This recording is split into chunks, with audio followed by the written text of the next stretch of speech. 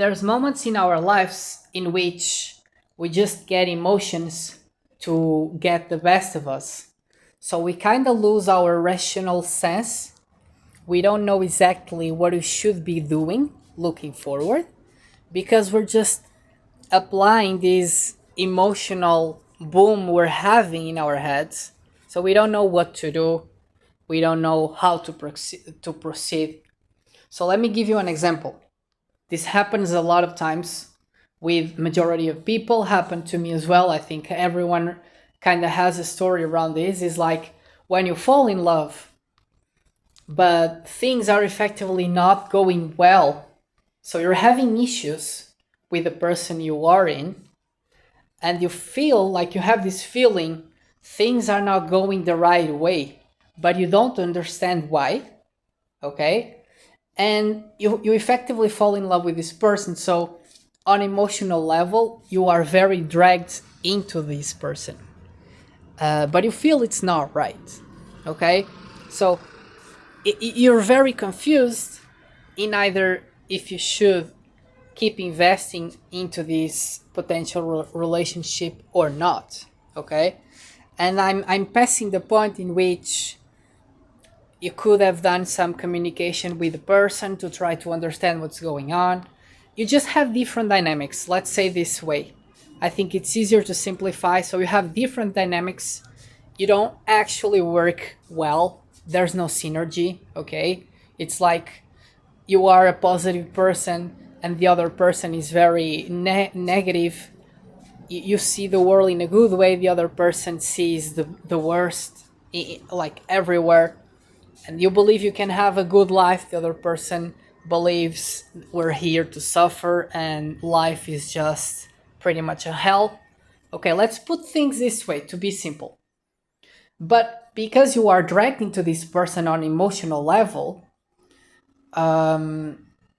you're very confused. You don't know if you should cut off with the person or not.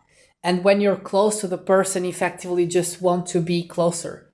So it's very hard for you to actually be rational, okay, to understand if you should go and like go on with this situation or not. So what I do is like, okay, before this happened, how was I feeling?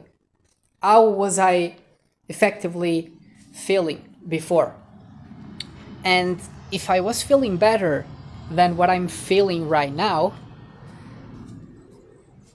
and I was happier than what I am right now, this pretty much tells me and tells everyone, okay, it's very likely that you were on a situation before in which you were better in terms of how you were feeling, how happy you were, and right now you don't feel the same way.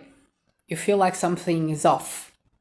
So this is a very easy way to understand, okay, if I'm not as well, do I want to keep myself into this state? Do I want to be in this situation? Or I don't, right? Like for me, it's very simple. It's analyze how I was, how I am. Is this worth or it's not? It may be a situation in which there's something going on, but it's nothing special and you can work things out. You should talk to the person. But in this case, when you have so difference, like such a big difference in dynamics, even in work, it's pretty much the same. Like if you're working with someone and the dynamics just way different, like there's no way things are going to work out. Okay, I would say if you match extremes in ideology on people, if people are ideological opposite of each other, it's very hard to find a mid place. Okay, because they're just extremes, like the difference is so big, it's very unlikely you're gonna succeed. So this way you can just cut it off and you get off the situation.